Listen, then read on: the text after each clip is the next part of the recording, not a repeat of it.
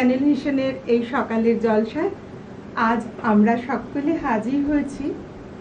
গপ্প শুনব, গপ্প করব এবং গানও শুনব। আমাদের সঙ্গে শিল্পী রয়েছেন, শিল্পী রবীন্দ্রনাথ ঘোষ। আমাদের সঙ্গে একজন ভীষণ কৃতি মানুষ রয়েছেন, জেগে ওঠো গৃহবধূ ট্রাস্টের ফাউন্ডার প্রেসিডেন্ট স্বর্ণলতা সরকার, স্বর্ণদী। আর অবশ্যম্ভাবীভাবে রয়েছেন অভিজিৎ দা, মানস দা।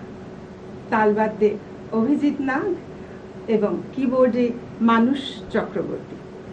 আমি অনন্যা, আপনাদের সাথে এই গপ্প কি করে জমে যায় তার একটু চেষ্টা।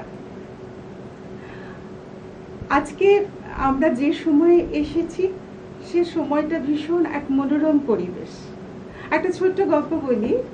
13 আর 17 দুজনের গল্প জমে উঠেছিল এমনি কথায় কথায়, একটা দুটো শব্দে শব্দে। তারপরে পড়াশুনো, তারপরে প্রতিযোগিতা, তারপরে স্বপ্ন এবং ওই যা হয় গল্পের মধ্যে, কিছু খুনসুটি, কিছু লড়াই, কিছু মনোমালিন্য। এই 13 হঠাৎ একদিন মনে হলো সে 17কে জিজ্ঞেস করে, আচ্ছা আমাদের এই গপ্পের কি নাম? 17 চুপ করে থাকে, বলে পরে বলবো। 13 অপেক্ষা করে।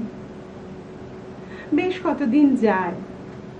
13 17কে আবার বলে, আচ্ছা আমাদের গপ্পের নামটা তো জানা হলো না।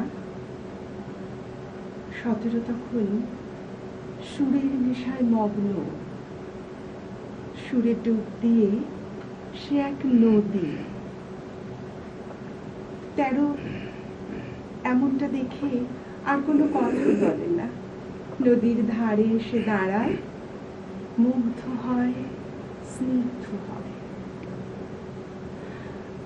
আচ্ছা রবীন্দ্রনাথ দা, এমন যদি একটা গপ্প হতো, সেই গপ্পের মধ্যে কোনো গানের কথাই তো প্রথম মনে আসবে। অবশ্যই।